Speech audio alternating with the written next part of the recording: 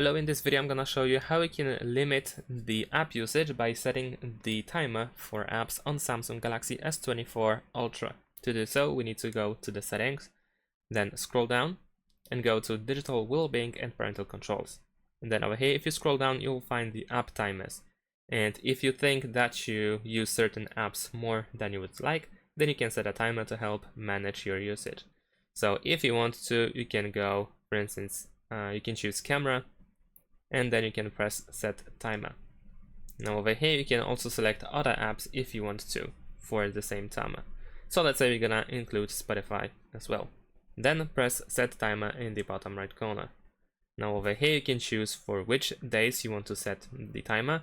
Every day that is in the circle is included, so if you want to exclude a specific day, then make sure to uncheck it. And then over here you can also set the timer, so you can choose one, even 24 hours or nearly 24 hours. And after you set the timer, let's say I'm gonna set for 1 hour, press done.